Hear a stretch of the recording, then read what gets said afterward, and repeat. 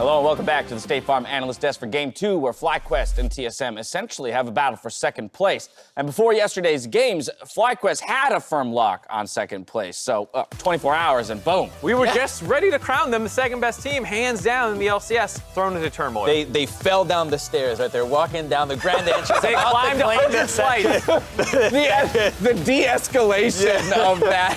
Just like we're talking about, it got ripped away from them. And then Crumbs is like, nah, they just fell down the stairs. I mean, FlyQuest has some of the players with the largest champion pools in the LCS. And this game felt like they were just trying to flex that too hard, and EG came up swinging with a really heavy early game Senna Nautilus composition that just ran them wide open. And why are you doing this, FlyQuest? You've already won with standard. Yeah, and I think it's fair to say they're experimenting. It was a weird draft. There were 5 bans. 5 mid-lane bans. 5 mid-lane bans, excuse me, and PowerOfEvil's forced onto Ahri. And I think maybe we wouldn't be like this, oh, maybe not, if for the fact TSM didn't just beat Cloud9 as well. Right. The #1 undefeated team, and TSM looked great while doing it. So it's the two together that's making us start to rethink who is the second Would best. maybe be a little bit more willing to excuse the loss from FlyQuest yesterday due to some, wonky drafting if it were not for the TSM smashing victory over C9, making this a much more contentious And that TSM bout. victory felt like a lot of it was finally realizing Broken Blade is your guy. He's the returning cast member from this team alongside Bjergsen, and for good reason. Look at this fight, by the way. Look at what he does.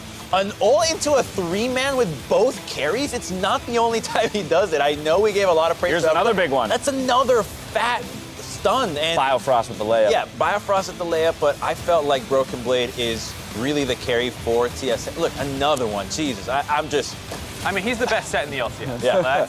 And another one. He's been like that for a little while now, and this was a great comp to follow up with it because once Broken Blade goes in, easy follow-up for the Recon to start grouping everyone up, and then the Xayah throws her ult, the double bombs come out. Made all the more wild by these statistics here. Some of the best, 10, 15, and 20-minute, especially stats for TSM, and they come against the #1 team in the league. Yeah. Right, and I think the other thing that's really important, too, is, like, the other game that challenged C9 in the early game where they finally started losing some 2v2s mid and stuff was also against TSM. Yep. They're the only team to have out-brawled C9 in some different games. Yes, they lost the first time it happened, but this time they just kept out-brawling C9 until they actually won a massive team And fight. I think it's interesting the TSM continuing to go 0-2, 2-0, 0-2, 2-0, but every 2-0 gets stronger, right? Yeah. Every 2-0, they're actually doing better every time. The losses, They're still going to drop brutal. games, but when they win, they're looking better Exactly. and better. So the highs of TSM are becoming more consistent and to the level that they're beating Cloud9. And I'm going to remember that in the first day, I was saying TSM all the way. Let's talk mid lane, because much to the chagrin of Bjergsen, I'm going to bring up the fact that once again, he's facing off against PowerOfEvil, long known as the rival to Bjergsen killer. No, but it should be a very exciting matchup. PowerOfEvil's been a really big bright spot for FlyQuest so far in their success, but Bjergsen no slouch when we look at laning stats, even outperforming almost every other mid laner in the league. And he's playing different champions, too. I think he's gone a lot farther away from these carry-style picks into a way more supportive, which is a really interesting flavor that's starting to develop. We haven't seen a lot of mid laners do that, and it's, I think, a halfway point between last year's World Finals, where you go like a lot of roaming and almost no teamfight presence. Bjergsen's found a nice middle ground for TSM. And I think draft is really important too. Like Xayah Recon, I think they're 5-0 now for TSM. That was another example of like, okay, when they get their best picks, they can go toe-to-toe with C9. We also saw, like we said, FlyQuest getting pushed onto Ahri, not that strong in the meta, not a huge carry, even if it is strong. It's, mostly support when he's going the Glacial Augment and slow build. And that's, that's your primary carry right there in a supportive role. So there is a part of me that still is thinking those were aberrations, or that's the best of TSM and the worst of FlyQuest. In some of those highlights, while it was Broken Blade who was the carry, we called out Biofrost for some of the setups on that Recon. But again, I'll contrast him to his counterpart on FlyQuest, IgNar, another big playmaker. Yeah. Again, we talk about him being the go button in the initiation for the team. The Shen didn't pan out yesterday, but the Shen did not pan out, and I think what they wanted to do was you use Shen with Ahri in the side lanes. Ahri can split push, and then you have the Shen ultimate, and you can can find a really cool angle that way. But they were going for engages that were really out of sync. And so to me, it feels like FlyQuest just drafted something that was working in scrims with PoE and IgNar being the two forces that are making FlyQuest work right now. And so it just didn't work out this time, a little bit too unconventional. And it's something that can function very differently from a head, because we're talking about the Ahri doesn't have enough damage and she can't kill anyone. Well, if you're a head, you have enough damage. And the Shen eat over the wall in the early game. We've seen people start doing these tricky Shen invades. Yeah. And then you go and you try and get a kill early, and then you have priority. Instead, he dies. He feeds the Sen. Now the Senna's controlling the lane. And it's one of those comps where part of me wonders, you know, if you're actually in control, does it look 10 times different where the Ahri, like you're saying, is dashing in with the Shen on top, charming and blowing someone up with the taunt follow-up? You know, like, those kinds of things do matter a lot, is if I have 1,000 gold lead or if you have 1,000 gold lead. Right, if you're in the aggressive setting versus the defensive setting can completely paint a different picture. I think draft is going to be an incredibly interesting one in this matchup, as we just talked through all the lanes and how some of the uniqueness that they've pulled out throughout the split so far has already played into their wins and losses. With that, we're going to send it back over to freaking Jat for game 2. Thank you very much, Jat. Jat? Dash? Thank you, Jat. Sometimes fans confuse Dash and I. A lot of people get something me and Riv backwards. Yeah, it's something that frustrates Dash. I'm okay with it.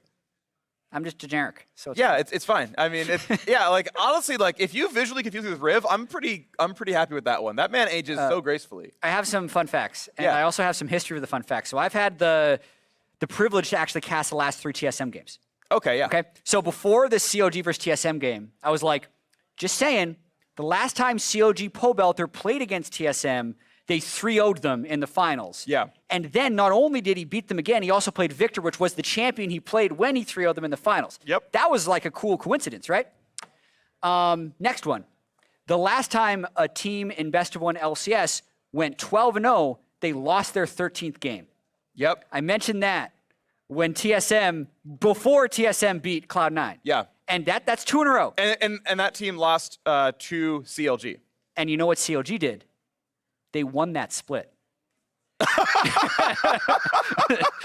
That's the connection. Okay. The payoff would be far away, but basically the point is those types of wins can inspire so much confidence externally, but also internally. So a team can be absolutely devastated from going 0-2 like TSM did against Liquid and COG, but when you take down a behemoth like Cloud9, who is 12-0 and still should easily be considered the best team of the LCS, even after that loss. Now they're 12-1. Yeah. But the confidence that TSM could potentially glean from that game and the affirmation that, hey, when we buckle down and we play our bread and butter, the Zyra that we're now 5-0 on, and the Sett, which Broken Blade has now played twice and looked very good on, that's what TSM wants to build towards. And when there are struggles, that's something they need to be able to draw from to say that they can go to that place. Yeah, Broken Blade's Sett is 10, 3, and 21 across 2 wins. One of those wins that Evil Geniuses, okay, I expect you to beat Kuma at the top lane, but he popped off against Cloud9. So, that is impressive stuff. This man, I saw the Jat stat. By the way, I knew the Jat stat before you even said it, because you said it on cast last week already when we were casting TSM last time. Yeah. And I was like, he just copied that from his casts from the week before. We're in a repetitive industry. You can actually say the same thing like 5 times, and people don't even realize it. That's true. But for this game, the FlyQuest team also has a lot on the line. Like, before their Evil Geniuses game yesterday at 8-4, with a 2-game lead on everyone else in the LCS for second place, it was almost just becoming a throwaway. It's like, oh yeah, FlyQuest second best. Yep. But that's in total jeopardy now. If they go 0-2 this week, which includes a loss to TSM, who has just beaten Cloud9 and then FlyQuest, even though it would be a technical tie for second, TSM would be the second best team. Yeah. So it is a moment where, even though FlyQuest has done nothing but step up all split, because before the split, a lot of people didn't even have them as a playoff team. Sure. But now that they're inserting themselves into this conversation for top 2, it's about solidifying it here, and they have an opportunity to just derail a bunch of TSM hype. And I'm looking right in front of me at TSM's remaining games, and quite obviously, they are all easier than C9 and FlyQuest. Who are the top 2? Yeah, so if TSM wins this one, and we say, okay, this is your now your skill level, they're just going 12-6, barring upsets. They just are the number 2 team. Yes, FlyQuest can keep pace. Yes, they would have to play a tiebreaker because there would be 1-1 at the end of the split. Again, I like talking about playoff pictures. Yeah. But TSM, you take care of business. There is no way to not call them the #2 team at least, and then just look forward to that eventual playoff fight with Cloud9, which you're assuming is all going to happen at the end of the season. So TSM fans should, by all rights, be excited. Yes. On the FlyQuest side, just got to bounce back, right? Yeah, you took a bad loss. Yeah, you can call it one unfortunate. You can call it an aberration. You take care of business against TSM, you're 2-0 against them on the season. You've got that 2-game buffer. You probably got second. Sett's open. I'm surprised that Sett wasn't first picked. Instead, it's opted for Aphelios. I do like FlyQuest bans of Syndra and Xayah, since there's a combined, there's a 4-0 record by Bjergsen on Syndra and a 5-0 record for Kobbe on Xayah, but yeah, you're leaving that Sett open. Yeah. You're playing a dangerous game to get that Aphelios. Leaving the set open, and yeah, the first time in almost forever that Riven is unbanned, and every single player is gonna hover this Riven. You know he wants to. I don't know who wins Sett versus Riven as the matchup. It seems miserable in my head. Yeah. Like, anytime you start, like, prancing around and animation canceling, Sett's just gonna E-stun you and smack you 4 times in the face. And he picks a different champion with a blade that gets longer when you ult. It's gonna be Aatrox coming through. A Riven ban not needed. TSM said, you know what? You care so much about Aphelios, you'll pick that, and we'll get Broken Blade on his 10-3-21 Sett. Yeah, so it's funny with Riven, because basically he played it game 1 of the split, totally styled on the enemy Aatrox. It was against Immortals. Yep. And then it's basically just been permabanned afterwards. What's interesting is Broken Blade was also an insane Riven player when he played in the TCL. Yeah. So I do wonder, like, Riven players know Riven matchups. Sure. And a lot of times Riven gets banned because they're like, wow, well, Viper knows this matchup so extremely well, like, I don't know if I want to chance it. I feel like the Sett Riven matchup is probably just garbage. Maybe so. That's my guess. But it's also maybe a little bit of a nod, like, oh yeah, Broken Blade wouldn't do this if he wasn't confident. Well, either way, it's going to be a fun one here as we have mirrored matchups lined up. Aatrox versus Sett in the top lane, expecting good things out of Broken Blade on this one. Meanwhile, MF Nautilus for TSM, FlyQuest Aphelios, Thresh. You want to point out, I'll point out a few times, Aphelios has very, very low base stat durability. If you run Assassination at all, and Thresh, by the way, not a great protector, you can just pop WildTurtle. Yeah, that's why so often you will see it paired with Tahm Kench or Braum, the 2 best kind of tank protectors. Yeah. Thresh is a 3rd place, like solidly in 3rd place, I feel like, just because of the power of the Lantern. So it also allows IgNar to be IgNar in the mid game in terms of trying to find picks, so I don't mind the Thresh pick here. Look at that FlyQuest banning away the Zillion. They're not quite sure what makes the TSM comp tick. They're not, you know, I mean, they just don't want to run into it again, right? It was so good, it beat Cloud9. You something to be immediately afraid of what could happen. The Syndra ban from very early on, of course, very smart there as well. We know it's so good. It's one of Bjergsen's best champions of all time. So, okay, FlyQuest throw a lot of bans over at what are essentially targeted TSM bans, right? It's 3 Bjergsen bans, the undefeated Xayah, and a Tahm Kench for good measure. And Gragas, an incredibly popular jungler, is the logical choice here after they throw a few jungle bans out. TSM, at least after yesterday, just want to pile initiation into their team comps, and I think they're doing the best of it now. People keep hovering Zac.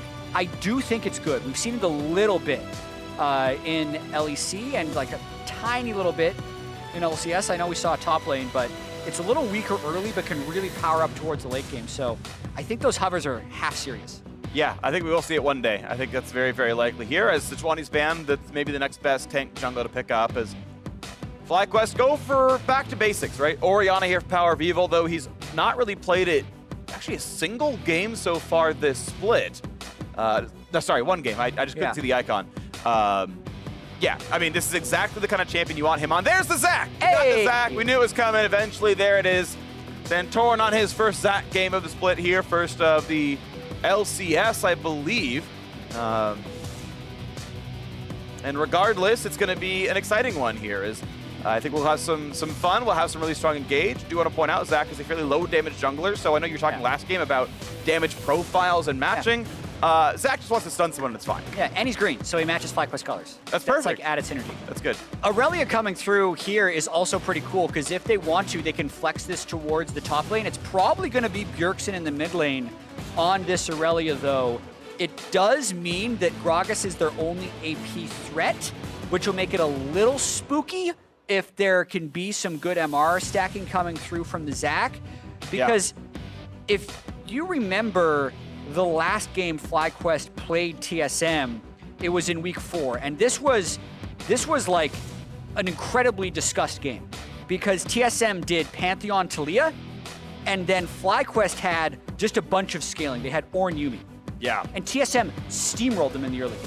They were up like 7,500 gold at some point in the game, but FlyQuest was just so good in a 5v5 team composition, they just like stayed mid, and I think they killed the Nexus without killing an outer tier turret in one of the lanes. So the Zac and the Aphelios and the Orianna are scaling picks for FlyQuest. So this is not as extreme as it was back in week 4, but it's still, TSM is picking the up-tempo team comp, and FlyQuest is looking to go late. And we'll see if they can do that, right? I know we're going to see a very tanky Zac. He might want to dodge Spirit Visage for a while because he wants to buy armor against the rest of the team comp. But Aphelios is very squishy, and so many of these champions have backline access. Broken Blade Sett can just ult the Zac into backline. Gragas can reach, the Irelia can reach, MF can kind of reach a little bit as well.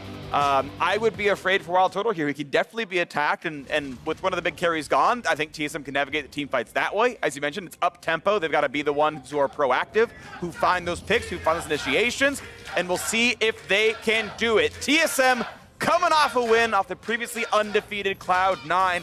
FlyQuest off an uncharacteristic loss to Evil Geniuses. A battle for second place on the line right now. And to be completely honest with you, Freak, I did not expect TSM to beat Cloud9. I don't think a lot of people really, truly expected them to beat Cloud9. No one should have. And the year has been so up and down for TSM. It hasn't been like 2-0-0-2, 2-0-0-2. It's actually been they started 0-2, they won 4 in a row, they lost 2 in a row, they won 2 in a row, they lost 2 in a row, and it almost looked like they were going to lose 4 because no one expected them to beat Cloud9. That would have moved them to 6 and 7. And then you're thinking, hey, this team on a 3-game losing streak, can they really beat what was the 8 and 4 FlyQuest? So the narrative flip that TSM could potentially make this week, where coming into week 7, it was if they don't beat Cloud9 and FlyQuest, the top 2 teams in the league, they would have been 6 and 8, and maybe even outside the playoff picture with 2 weeks to go, needing to kind of outperform. Now they have an opportunity to 2-0 this week against the 2 other best teams in the LCS and really be in that strong position, tied for second with 4 games left. And then not in the game, I want to add one more team to that list, which is 100 Thieves, who have already ended their week 7 at 7 and 7, which puts them at 3rd place if TSM drops this, right? They'd be tied for 3rd with a drop. TSM obviously doing reasonably well, but that's kind of the state of the standings where 3rd place is 50-50, essentially in the league right now based on results. So, you know, asterisk pending how this game goes. Early pushing as, generally speaking, I think Aphelios wins almost every level 1 laning duel with the sniper damage and the range on it. So expecting Turtle to have the push. Irelia and mid going to be exciting to watch. Going from Zillion one game to Irelia the next. Bjergsen definitely a wide pool of champions to play. Yeah, and as we talked about right at the end of Champ Select, let's just kind of reset what our expectations are coming into this game. The reason Sett is so often banned and so often just first picked on blue side is he just wins these matchups against Aatrox. People pick Aatrox into him because they can kind of handle it, but this lane position is very common because Aatrox actually can't step up to Sett. So look to see how much Broken Blade can win this lane by. That was greedy. He took a turret shot, definitely greedy. Since it's very difficult to gank as a Zac, right? Like ganking a losing lane is incredibly dangerous. So then, does Dardoch camp top lane, or does he try and move mid for this duo potential of an Irelia stunlock into a Gragas? TSM does, I think, need to win the early game at some point, so you need to keep your eyes on Dardoch and also how Santorin tries to slow him down. Dardoch cues the camp just for regen. Very common jungle tactic. If you don't know this one, just dealing damage to a jungle monster. Turns on the Hunter's Talisman, which is like a few health per second per monster tag, so easy goes to top HP, as that's a nice little play. Santorin gets the CC on the Scuttle Crab because of a ward nearby, love that. And gonna keep within, you know, vaguely close in farm, but Dardoch is faster early game. Santorin going for most single target camps, right? Double buff plus romp is gonna be a bit slower overall on this AoE champion. We'll see as it goes on future. Really interesting that it was spotted out. So Dardoch actually did a start that didn't start at blue buff. It was just seen by Zac. He's trying to counter jungle it. It's a start I like, but I think we're going to see a jungle duel down by that blue buff. It's going to be a smite fight. Well, as champions are coming over, this is going to be the battle. IgNar's already there. Hook almost lands, and that's blue reset. So, Neither jungler had smite. yeah. So like, I don't want to get it below 500 because I don't know if the other jungler has smite. Yeah, that also means that we've seen Santorin catch up and farm. Has to walk back across the map to get some more done, but Yeah. has equalized the camp count. For what it's worth, Zach Jungle doesn't have a slower clear than Gragas necessarily. He just has fewer gank tools. So like any situation where Santorin can just be trading camps with Dardoch is a good situation for Santorin as long as he's stopping Dardoch from deciding lanes. Yeah, one interesting thing, as I want to contrast junglers here as well, because I think these are two of the very best junglers in the LCS right now. Dardoch is the first blood king in the LCS. Yeah. Number one, Jizuka's number two. Credit to him from EG last time. What's up? TSM as a team has 77% first blood percentage this split. Yeah, and then when I checked for individual players, Dardoch was the number one player for that as well. So that's really cool. And he's like, top 4 in like generic gold lead early game stats. Santorin is number 1 in early game gold leads, and it's not first blood. He's not a top 3 ganking jungler, but he's out farming every opposing jungler across the league so far. It's very interesting they have very different styles, and so it also is emblematic of the player play styles that Santorin's like, yeah, if we trade farm, that's me being positive. Mm-hmm. And he was hoping for an opportunity there. If Biofrost would have gone aggressive, he was there for a counter gank, but didn't want to force too hard into the Misfortune. Misfortune definitely packs a punch early. It's always a little spooky to try and gank a Misfortune lane because of how much damage she does early on. But so far, mostly trading farm back and forth. Turtle, so far in a farm lead. Some of that is to expectation. Aphelios does a good job again with the early laning. Though MF usually very good at last hitting under turret. Often you can keep yourself from dropping too much there. Early Sett laning lead, but there is a bigger wave for Viper to take as he stutter steps backwards, stays out of the W range.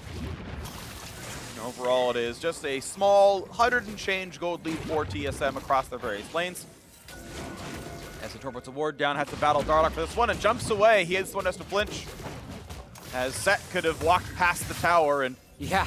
Oh, they're going for the dive. Here's the TP. 3-man. 3v2. Dunks him out of turret range, but a slow into Dardoch. They knock back Bjergsen there as well. Then is it going to be enough? The W over the top, and it is. That's first blood in Dardoch. He's going to drop aggro in time onto the Bloblets. And a beautifully executed tower dive by TSM. Play through your strong lane, and that's what TSM does with a very strong laner in Sett and Broken Blade. It almost looked like that was going to be stopped when Santorin got that 2-man stun, but TSM was not to be deterred. They just clean house here. So watch this dive one more time. Santorin actually catches both Dardoch and Bjergsen and delays this fight, but notice how the ult actually took Viper out of turret aggro, so the turret doesn't warm up until here, and then Broken Blade lands double true damage on top of Bjergsen's ultimate, and it's just a wash. They easily make this turret dive work, and both kills go on to Bjergsen, so he can take that gold into this mid lane matchup. That was nothing short of impressive. I did not know that dive was going to work, but it worked so effortlessly. Yeah, we've been doing some dive rating segments on Countdown. 10 for me. I want to see him do that one. That is one of the best rated dives we've seen. We didn't rate it, chat. It was one of the best dives we've seen. Yeah, well, we don't have the cards up here, so we can't hold up numbers. I'll hold the 1, you hold the 0. Yeah. That's backwards, though? Yeah, then people are going to be like, what angle are we looking at? Why is Jack giving Why is that a 0? 0-1? You need a card that says 2. I know. Well, regardless, well done. And TSM off to a very hot start, and it continues TSM's lead of, they get first blood almost every single game. Dardoch involved in both. That was just amazing. Now as the bot lane's pushing down, it is still a farm lead for WildTurtle, but it's now FlyQuest to come back from an early deficit. And one last thing I'll point out about that dive is PowerOfEvil had just teleported back to lane. So Bjergsen could have reset himself. I think past overly passive versions of TSM would have had just Bjergsen recall and match TPs to be like, oh yeah, I can't fall behind in this lane. Instead of TPing back to lane like PoE, Bjergsen TPs top lane and makes something happen. Well, TSM also now on the bottom side of the map. Even though there was some top lane pressure, Santorin was the one up in the top lane trying to defend. There was no Drake answer back then, so TSM picking up a lot of everything. Team that normally does forsake dragons for things like kills and tower dives and tower kills, they get to get both. Yeah, I think that is the correct thing to do in this game.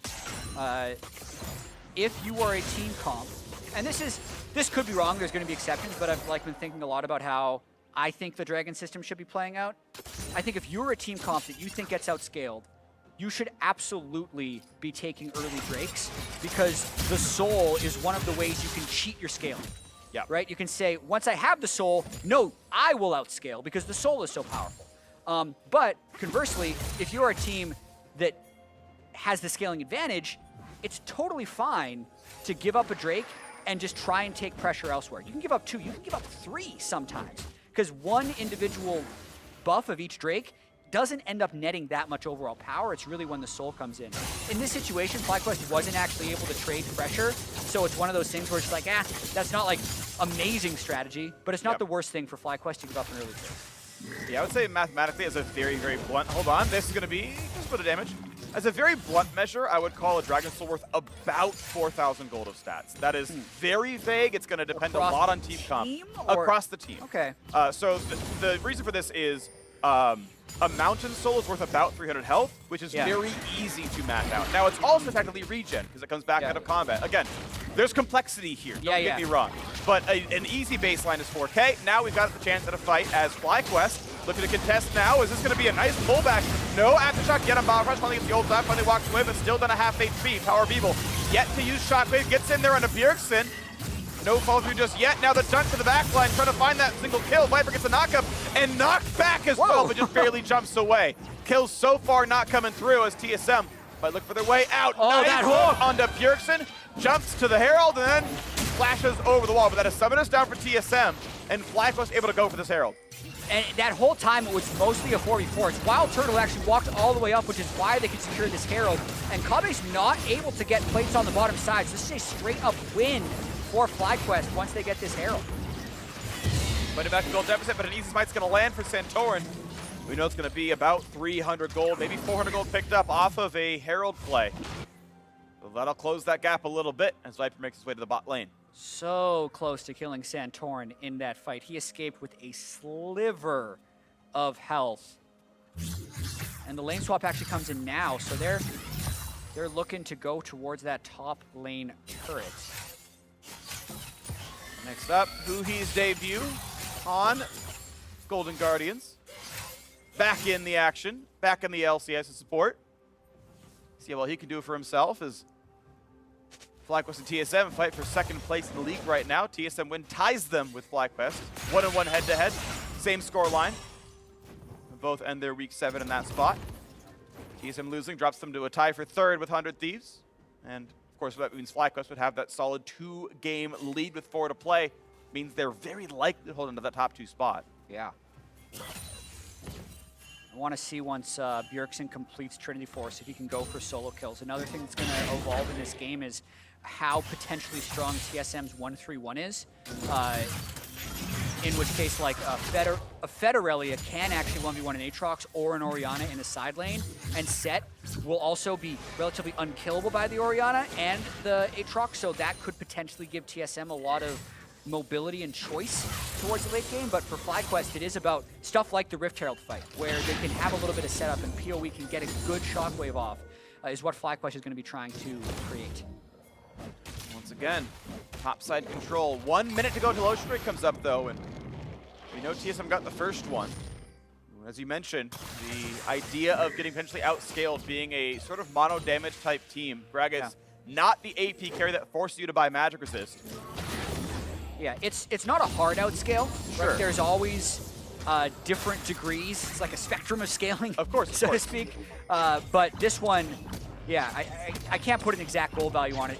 The main parallel is that the last time these teams played, it was so different. Like FlyQuest was so good late game with Ornn and Yuumi, and TSM was so early game with Pantheon jungle within their team composition. And now this Rift Herald comes up. TSM is kind of prepared. They don't want this Herald to get more than 2 plates. Solid ult from Kobbe is going to knock down all the minion gold, but it's still going to be those 2 plates picked up by the Herald itself, and that is all they're going to get. So, end of the day, that Herald play was worth 420 total gold. And, you know, some time for Turtle to earn up, but there could be a re-engage. Now as Dardoch walks in, they're going to find IgNar, and he does not have a way out. Santorin, though, wants in. Ult to the top, not going to find that kill just yet as TPs flood through, and Santorin still has to run away. Bjergsen TPs in just to get the disengage out. Noble attempt by IgNar to save WildTurtle from a Predator Gragas, but cost him his own life. I gotta say Biofrost ended up playing that extremely well. The stopwatch basically stalled the re-engage attempt from Santorin. Didn't allow him to find a second target with his stretching strike on Zach. I think that's still the name of it. Yeah, pretty sure. The Q. Yep, to the Q. It is, stretching strikes. Beautifully done. TSM, though, pretty much on cooldown. Not a lot of time lost. Right away onto the Ocean Drake. Going to claim that one yet again. TSM yet to lose a turret. They're undefeated in kills, and they have all the Drakes so far. TSM off to a great early start. Yeah, watching this play one more time, you can see Sweeper comes through for Dardoch. He's ready to go. Bjergsen says, hey, stop!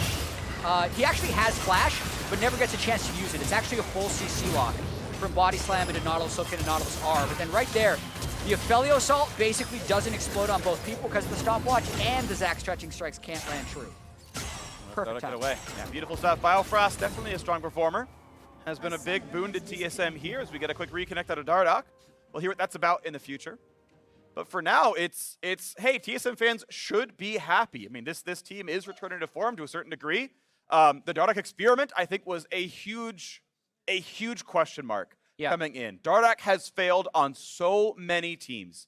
I mean, year after year after year, it was a broken record, and it's like, wow, TSM having problems with junglers, and they signed Dardoch with problems with teams. Name a more iconic duo. But this time, it has been working out. Yeah, I think Dardoch has had a really interesting year. I don't think his attitude has been a part of the conversation whatsoever. Nope. I think it seems completely in line. TSM actually seem to have some of their best team chemistry in years. Like, if you look at the way their season has been up and down, that breaks a lot of teams.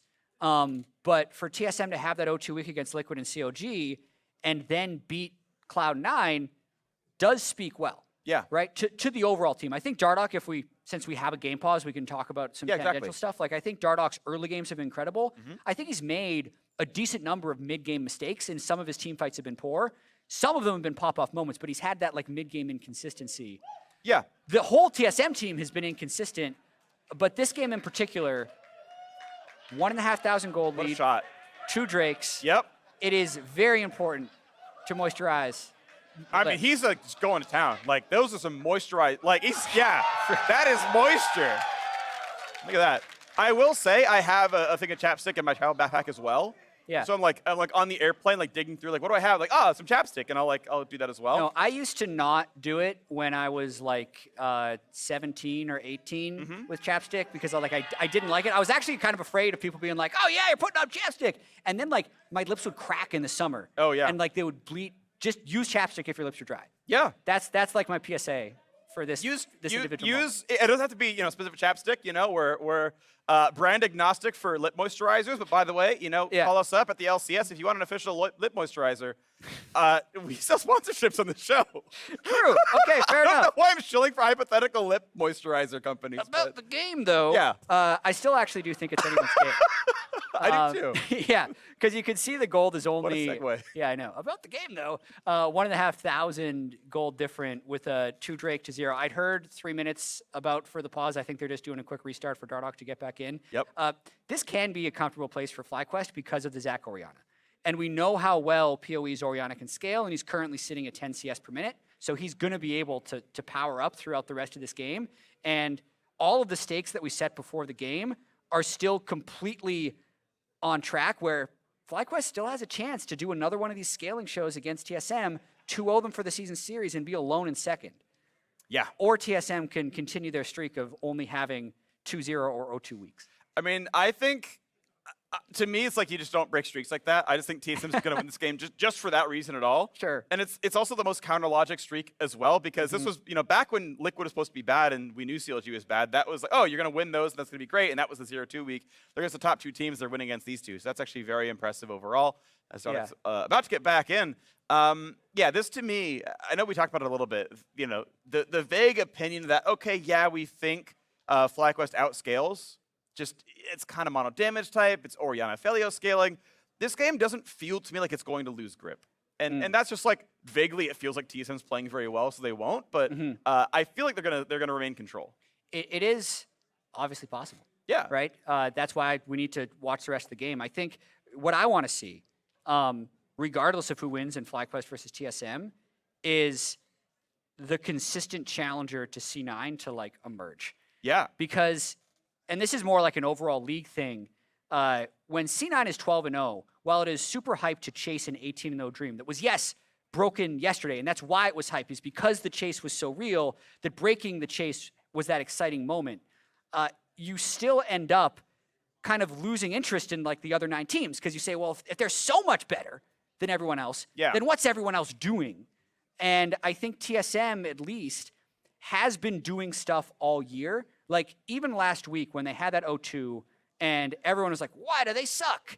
They did look like they suck on stage in some of those games, but it felt to me like they were overthinking their own strategies. They were doing these hyper-specific things, like Pantheon Tlia against FlyQuest, right? Like Kale Top against Team Liquid, like Ezreal Senna against COG. Yeah. Kind of compositions that literally no one else was doing. Like they kind of needed that to get their edge. But now that they're kind of back to this stuff, Zyracon, forcing bans on Zyracon. Sure, the Irelia mid's a little bit of a curveball, but they're only doing like one curveball a game. Yeah. Right? One small tweak, and then everything else is standard. And I think that's making them look a lot more solid as a team. Yeah, I think it's really important to sort of have the right amount of scope. You're like, okay, how much time do we have to test things out and be wrong? How many times are we willing to be wrong before we say, okay, let's just solidify onto a comp that works or a style that works and play there? And, you know, TSM's look has been, okay, we're going to take about 5-6 weeks to like figure it out, go 50-50 and say, okay, we're pretty sure we know what we're good at, and we're going to kind of start converging on that style. And if TSM has figured it out, you know, coming into week 7, and it's like, yep, here's a style that's going to beat C9, it's going to beat FlyQuest, is going to win, you know, the last 6 games of the season, then great, you know, it's exciting, and, you know, I want to watch that play out. Yeah, and it's not to discount FlyQuest. They've been an incredibly solid team, which is why they were at 8-4 and in sole possession of second. So they need to keep that solidity together, potentially even with this river fight. Well, instantly a ton of crowd control. Dardoch's going to explosive cast out as best he can, but he's still crowd controlled. Finally pops it, but IgNar gets just enough damage with the last auto attack, and now Biofrost is on the run as well. Has to flash away from what could have been a shockwave out of PowerOfEvil's Orianna, or at least the dissonance. Is now towards back of the wall. Can't find the knock-up, though, so only a slow means Bio walks away. Big time pick in the river as the Rift Herald is fairly close to respawning. That's the control that FlyQuest is looking over. When we talk kind of about Dragon Theory beforehand, a lot of times if you are the team with better team composition scaling, it's like, deprioritize the Drakes to get set up at Rift Herald, because if you get Rift Herald, you keep the gold close enough that you never let the other team get Dragon Soul. And it looks like that's what FlyQuest could be in position to do after killing Dardoch and getting a little bit more river control right there. Yeah, I think it also even, to your sort of point about, you know, the late game team tries to get gold, the early game team tries to get Drakes. Yeah. Oversimplified, but I think accurate. Yeah. That also kind of speaks to the fact that items tend to be multiplicative with one another in general. So if you're like, well, yeah, I scale better with crit and other things like that, it's like, well, gold is how I finish my 3rd crit item, or, you know, finish IE or whatever, and it even lines up on that axis as well. So I think there really is some, even just sort of on a pure mechanics level, emphasis or sort of push toward that being the way you play it out. Haven't seen top lane fight in a while. You know, the last game was very exciting top lane, right? It was solo kills level 5, and then ganks all over the place. This time around, it's, you know, there's been some pushes. There was a cool tower dive, don't get me wrong. TP advantage for TSM, actually, so it's interesting that FlyQuest is trying to contest this. Viper has a long way to go. Yeah, saw Biofrost trying with the Q, but IgNar's able to walk away. Once again, looking at Viper walking up, so now he's there. Will they force Sett's TP? There's a lot of damage already, and that's going to be Bloblets down. That's probably the cleanup as well. No fight to be had. Santorin caught out. Kobbe now on the board with the kill. Big miscommunication by FlyQuest there. You can't have your Zac flying in there when no one else is able to follow in, so TSM takes sound control of that for Rift Herald. I think it's pretty big for them, being able to get that Rift. It'll likely be able to drop and break open their first turret of the game, and they're still going to be able to set up for their 3rd Drake and try and win a fight there. A lot of times, if the other team has Rift, they can draw pressure away from you that you have to respond to get this Drake. Now, they've flipped it, and TSM's in a powerful position. We're going to see as the waves get cleared back and forth. TSM getting farther and farther ahead. We'll see what turrets they can knock down and what part of the base they can crack. There was finally a kill on the board, thanks to IgNar, so no perfect game anymore in the books for FlyQuest, or I guess for TSM against Fly. Let's do it and to see what comes through into this one. Does TSM retain control, or do those item spikes come through when the fights turn around? 20 seconds on the next Mountain Drake, and Bjergsen with TP is topside. Turtle without teleport cannot join, so him being up top for this long likely means they give this up. Of course, no one on FlyQuest has TP available. Yeah, there's no Zac passive, and the Aphelios just showed top, so TSM look quite well coordinated here. Basically just show up at that Drake and kind of dare Santorin to steal it. Ooh, that was, wow. The chance at a big play means they don't have to flash out, but that means it's even worse. They have brought WildTurtle down. He's now around for the 5-on-5. The Drake wasn't started until he got to make his way over. But the health bars, though they're high, they're out of summoners in some cases. Another attempt for Biofrost. Cast comes down. Here's the backline access. Not going to find it just yet. IgNar, though, able to kite away. Big knocker for Santorin. It's going to be now the attempt for Broken Blade. Puts the shield up, but he is running out of health, and the peel is enough. WildTurtle on the board now as well. The flash forward for Viper. Gonna find Kobbe. Gonna find the Shockwave, and they have brought the turtle down, and they've brought 2 kills in. FlyQuest found the team fight they wanted, tied up the gold. What a huge moment for FlyQuest to be able to stuff Broken Blade's flank, and I think cut Bjergsen out from the fight. So we talked about that 1-3-1 TSM has and how they want to collapse down on the flanks, but Broken Blade didn't get through on one side, and also watch Bjergsen from the top. So like PoE cleared off that control ward up top. I think that stopped Bjergsen from getting in entirely. Yeah, so Bjergsen can't land the stun on PoE, and then doesn't land the Irelia ultimate because it flies through a stopwatch. So neither solo laner get a good engage for TSM and FlyQuest clean up. Yeah, the level 6 double kill Irelia did, I think, literally 0 champion damage in that fight. Couldn't land a single skill shot. PoE, indeed, as you mentioned, zoned him out and then still had some follow-up in the back half of the fight. So well done to him. TSM could not find the play, and I want to reiterate the fact that Drake was alive when Turtle was seen in top lane. Yeah. But they cleared mid first, and maybe it's right to clear mid so you don't lose the turret. I can understand like that play out is maybe correct, but end of the day, they had a potential 5v4 at Drake, didn't take that, simply cleared mid, and that gave Turtle time to walk down. Yeah, I can definitely think like, look at the current gold values, look at the current double Trinity Force spike. Hey, TSM should actually look for a fight, and the Mountain Drake is what draws them towards a fight. But we saw a lot of fights in the C9 versus TSM game yesterday. Like, to be at the top level, you have to be able to throw down and win these fights. And in that last one, FlyQuest was the ones with the better execution. Look at that vision score. Good job, IgNar. And now a fight at the bottom side yet again. Look at the burst available that Viper could maybe turn it back around. He's running away and not running fast enough. The explosive cast takes it. And that is an easy Herald pickup. Broken Blade should be getting this turret gold. The fadeaway kill by Dardoch, going to kill without the ultimate. But nice 2v1 right there. Likely means a turret trade, though. He's going to find stun to himself. Sort of going to knock down that turret, as FlyQuest now have 2 turret kills themselves. Got the solo turret in the bot lane a while ago from Viper, then he was traded back. But with that Herald, Broken Blade gets 2 turrets down to the bottom lane, so really nice stuff there. There's a lot of extra gold on Sett. Yeah, once he kills that turret, he actually only has a 300 gold lead on the Aatrox. And if that means they can't rotate for this mid turret, it wouldn't end up being worth it, but it's like Kobbe ends up saving the defense. We got ourselves a very close battle for second tier free. Yeah, this is exciting. Really, really close stuff. As FlyQuest had taken the gold lead, then it got taken back by TSM getting those extra turrets down there. As IgNar fights for vision, and now I really want to know how the mid game's going to shape up. Nice mid lane turret picked up. Once again, FlyQuest goes the small gold lead. It'll go back and forth, right? Under 1,000, it'll constantly go switching around. Interested to see that it is a Liandry's rush here for PoE. Yeah, this is his Ori build, actually. You and I were discussing it actually the last time FlyQuest was playing on PoE Orianna. He goes Liandry's, or he goes Luden's, Liandry's, and then Void Staff. He actually said, if you're interested in my rationale, please DM me. Right, sure. I don't think I followed up. I don't know if you did either. No, I didn't. I imagined it's like, it's generally good against all targets, even if it may not be fully optimal on all as well. Like, it's definitely not burst optimization because on squishies, because that would be the Oblivion Orb. Yeah, Oblivion Death Cap would be first optimization on Squishy. But I think this is a nice mix of still having strong Magic Pen, Leandry's poke on the Orianna, and then just a good amount of durability from the health Leandry provides. Yeah, I did rough math on, about this point in the game, how much damage does Leandry's burn do? If you don't CC, it's like 70 damage. It's like less good than Luden's Echo.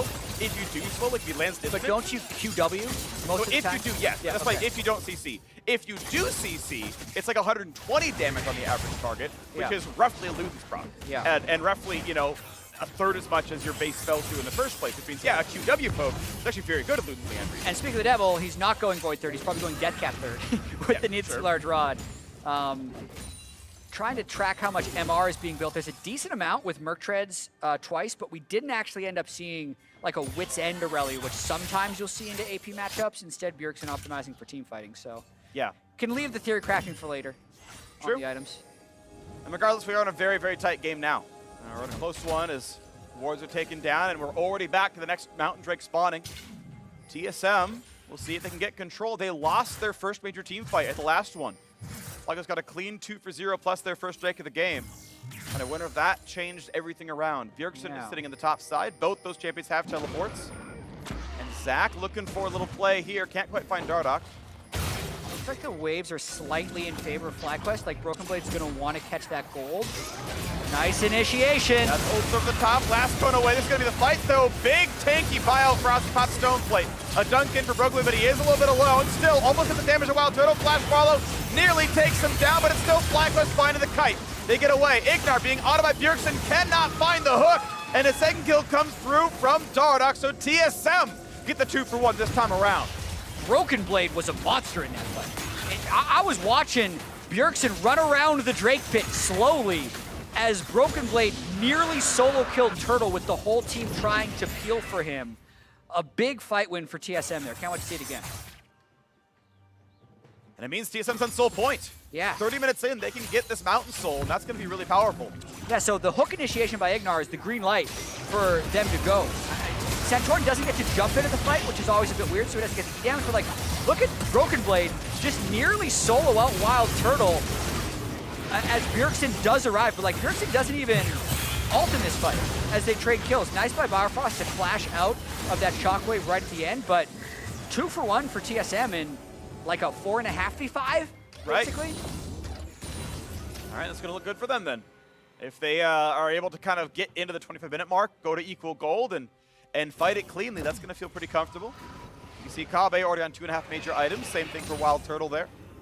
For now, I do like Misfortune a lot. I think when you get to the 4 to 5 item spot, that's when you really start to like Aphelios a lot more. But I like mid-game MF a ton. I think they're still going to have very similar damage contributions here.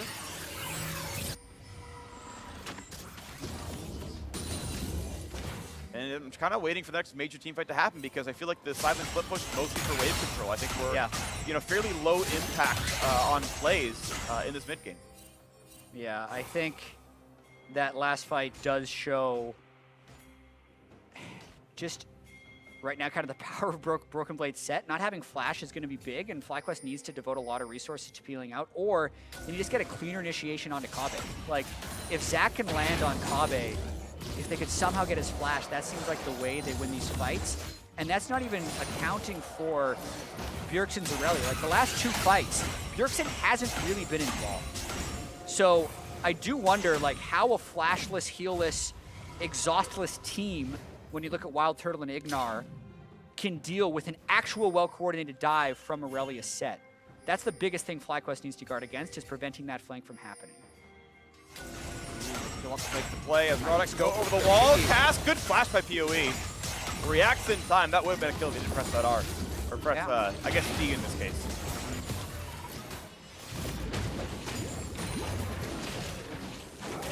Dead even gold. Yeah. Until now. Gold lead. TSM going to feel comfortable as Bjergsen split pushing is working, and both teams just jumping back and forth. The gold leads have never been very large on either side. Bought back pretty cleanly. Easy wave clear for in front of Aphelios. That's going to run out soon. Yeah, fitting battle for second. I think TSM is mostly just saying, all right, let's hope the Baron doesn't become a thing. Let's not get picked off, and let's win this Mountain Soul fight. because a lot of it is going to be, like, if we're thinking about flanks, Broken Blade has his teleport. So, like, can TSM get any wards in this area kind of behind the pit so that when they're there, they can run around and find a fight? Because currently the whole river is actually controlled by FlyQuest wards, which is why Dardoch is kind of down here now, hoping to get a little bit of vision back. Running through a ward, but unperturbed. No one's going to really stop him, even though Santorin's right there. He's not willing to take the fight. Control ward goes down. 1.5 minutes till Mountain Soul. And that means FlyQuest have to feel the pressure. They've got to recall in the next 30 to 40 seconds, stack up a control wards, and actually fight for this river. I think TSM otherwise gets so far ahead, it'll be very difficult to win that fight. PoE's Shockwave gets almost nullified by that Mountain Shield. Want to point out, though, that his death cap is done. He's been farming very, very well. 322 CS before 30 minutes in. Most players don't have death cap done by then, but when you farm efficiently, you get those spikes in time for these battles. Now we're only 1 minute away as Viper knows he won't have TP in time for that one. He can't be a dedicated top laner. He's got to take the recall and maybe come out the mid lane. Maybe PoE can play that one. Viper kind of needs to be Elsewhere right now, but this is the 360 CS 3-kill Irelia threat. Like, no one can 1v1 that champ in a side lane right now, so it's keeping FlyQuest a little bit on the back foot. Yeah. But then again, the death cap, you know, Phantom Dancer Aphelios in the mid lane is keeping it back. Really interesting, WildTurtle didn't go Hurricane. It's a huge DPS loss, but he needs that lifeline passive to keep him alive from the dive. Yeah, and Irelia's so threatening, right? A lot of damage there, and Bjergsen, maybe the man of the match, got that early double kill. He has been finding some success in fights, but sometimes he's been zoned out. 10 seconds now on the Mountain Drake. Bjergsen's there with a squad, level 17. All right, eyes on Bjergsen to see if he can find a flank, and eyes on Turtle to see if TSM can get him. He actually has 2 really powerful guns for this fight. All right, Q forward finds the tank. He's going to be safe, but Santorin burns that's the big. ultimate. Could not find the follow-through on a Biofrost, and that is so much less threat now from Santorin. Bjergsen's still looking for a flank, but he will be on a ward, so FlyQuest knows he's there. Viper marks it. You can see Viper sitting topside. He has no ult. Here comes the ult of the backline. Decent damage. Flash for Broken Blade. Punch to the backline. Can't find that just yet. Burns stopwatch. A flash away for Turtle. But Bjergsen might find him. Gets the stun. Gets a mark. Gets 1. Gets 2. Bjergsen assassinates the backline. And the follow-up is there. The Mountain Drake drops, and TSM absolutely crushed that fight. That's the fight TSM has been waiting 31 minutes for. Broken Blade makes a bunch of noise, burns everything in the team fight, and then Bjergsen cleans up. And that cleanup was pretty sweet. The way he marked multiple targets, bounced back and forth between both of the FlyQuest carries was a thing of beauty. The goal was reached backline. Broken Blade keeps trying. Bjergsen keeps trying. Biofrost aims the backline as well. And the target selection has been working. Bjergsen a 1v2. Ooh. Nice hook by IgNar, but I feel like he wins this anyway. He's gotta stand there. Because he's got a teammate nearby. So Viper can walk forward, but guess what? Biofrost is here, finds to slow the chasing in, but I'm still not sure it's going to be enough damage. Well, the rest of them are coming. He can't. He can do that. He can get the first kill picked up. Now what's the chase like? Well, is he really? Yeah, of course he is. Of course he is. He's a 5-0 Irelia, chat. He's fine. Apparently, he's a 6-0 Irelia now. Now he is, yeah. It looked like he was going to get baited into the rest of the FlyQuest team coming from base, but he just kind of slips out of it. Now he's created this 5v4 for TSM. Maybe in the game. Forward. Mid lane tier 2 is gone. IgNar still dead for 12 seconds. Dardoch has to burn. Stopwatch to get away, but that's a pullback. Broken Blade again. Finds the setup. Base breakers him in. And that's a nice one right there. Middle inhibitor cracked now. And look at that TSM willing to keep pushing forward. A quick recall for items. Titanic Hydra picked up, and Bjergsen's here to try to close the game out. Viper's days are numbered. Guardian Angel popped. There's the dunk into the back line. They have caught yet another attempt as Santorin has dropped now as well. Onto the fountain goes WildTurtle, and Bjergsen might just lose the GA, but no! He's gonna knock down his former AD carry. Nothing personal, kid. Double kill comes in for Kobbe there as well. And TSM just too well the other top 2 teams in the league. Who's the top dog now? TSM with the statement. in Week 7, going 2-0 against the previously undefeated Cloud9 and the previously second place FlyQuest. Now when you take a look, you see TSM tied for second at 8-6 with FlyQuest, but when you ask the question, who's got the momentum? Yeah. It's definitely TSM. 6 LCS championships for TSM long term. And people were wondering when that form was coming back. It's been a drought for the jerseys in black and white. But you take down Cloud9 convincingly, you take down FlyQuest in a pretty strong game, and you can put yourselves, all right, maybe it's us again. Yeah, and just a quick look at Bjergsen's week. 7-0-11 on Zilean, and sure, he missed a flank or two in the mid-game. 7-0-5 on Irelia right here, so 14-0-16 on the week for Bjergsen. I wonder if he's going to get his own trophy this time around. I mean, we'll have to wait for the vote. We'll wait for the vote. I think it's a front runner. It's time for Quick 3. When we come back, the State Farm analysts will break down this game. Stay tuned.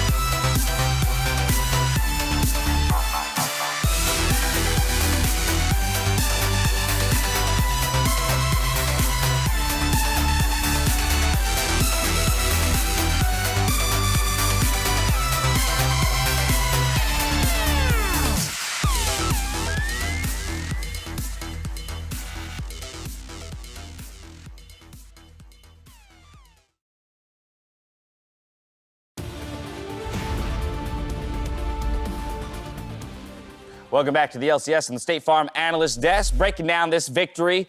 TSM over FlyQuest, now 2 days in a row taking down our top 2 teams to put themselves into the conversation, or maybe even to end the conversation around who is the second best team in the league right now. I'd say closer to that. TSM is looking like a completely different team now because they have finally realized just play around your solo lanes. Bjergsen and Broken Blade are carrying so hard. It looked like 2019 when they were popping off. They were both trading Akali around, diving people. Both players were hard carrying them through playoffs. Right. That's what that game looked like, where each fight had like, oh, there's the pop-off moment for Broken Blade. Oh, there's Bjergsen's pop-off moment. We'll get to both of those moments, but I want to take a look at the champions that they were tasked to do it with.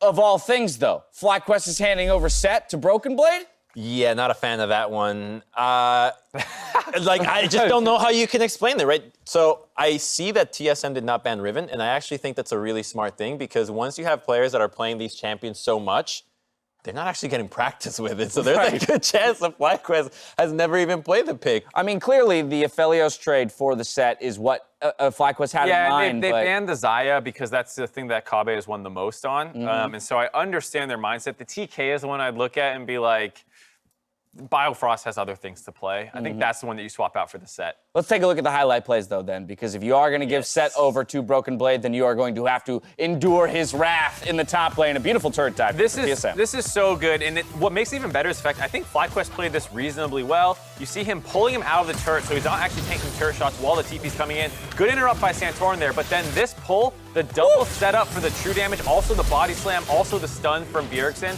Broken Blade made this dive so easy for his team, even as FlyQuest was reacting pretty well. Beautiful. Bjergsen, the beneficiary of that with a double kill. The judges' scores? 9. 9? That's the heck is that garbage? Perfection isn't real, my friend. 9 is the highest we can go. We just saw perfection, Crumbs. Don't worry, I'll fix the average. I'll give that an 11. So You gave it 2 1s. Yeah, what? No, You ruined it. this is an 11!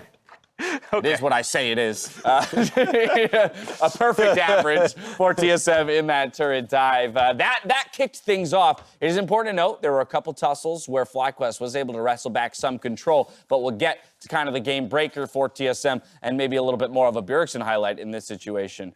Yeah, I mean, that was not an easy game. There was a moment where FlyQuest clawed back. It was even gold lead for most of the game until about this team fight. Watch what Broken Blade and Bjergsen do right now. This is so clean. The stun into the double W, and then Bjergsen flash ulting to follow Turtle, knowing that he doesn't have flash, going backwards. This is the best double shot tag team solo lane action we have seen all split long. Bookmark that on your web browser, app, whatever, wherever you're looking at these games, remember that. If you want to play one of those two champions, that's what top tier play looks like. And they did get outplayed once in the mid game. It was a similar thing where Broken Blade went in first, he dropped his ult, and then the stopwatch came through, so Bjergsen didn't hit his ultimate. Yeah. And I think it's really cool to see that they were not dissuaded, even though they got outplayed, and they just kept going for the same plays. Broken Blade was constantly jumping on WildTurtle, forcing him out of fights or killing him. Bjergsen will pick up player of the game for that performance, but I will note that Crumbs was campaigning as hard as he possibly could for a double player of the game in this game. Yeah. He desperately wanted 2 players to be awarded, but unfortunately we cannot split the award. My dream was we have only split player of the game so that when we award the player of the week, it's a monster of 2 faces. Jesus. That's where his head is at. How do we feel about this TSM coming out of this weekend and looking towards the postseason? Well, 2-0-0-2, that means we got to see what happens next week. Okay. But seriously, I do think that they look fantastic. When they are clicking, which I still think there's some consistency concerns, but their highs are clearly able to be in championship contender territory. Well, MasterCard is giving away a trip to the Spring Finals. There are 2 ways to win. Either purchase RP using your MasterCard or save that card in the League client. Both ways automatically enter you to win. The window, though, to join that sweepstakes is closing. It ends this Monday, the 9th. So sign up now, get that set up, and we'll be right here to get back into Golden Guardians versus Dignitas on the other side of the break. And the best is if you can say seconds. 7.25 seconds and He'll be there in 10 milliseconds. seconds. Dunks him out of turret range, but a slow into Dardoch. They knock back Bjergsen there as well. Then is it going to be enough? The W over the top, and it is. That's first blood in Dardoch. He's going to drop Acro in time. Onto the Bloblets. Could be a re-engage now as Dardoch walks in. They're going to find IgNar, and he does not have a way out. WildTurtle on the board now as well. The flash forward for Viper. Gonna find Kobbe. Gonna find the Shockwave. Here comes the ult of the backline. Decent damage. Flash for Broken Blade. Punch the backline. Can't find that just yet. Burns stopwatch. A flash away for Turtle. The Bjergsen might find him. Gets the stun. Gets a mark. Gets 1. Gets 2. Bjergsen assassinates the backline. And the follow-up is there. The Mountain Drake drops and TSM absolutely crushed that fight.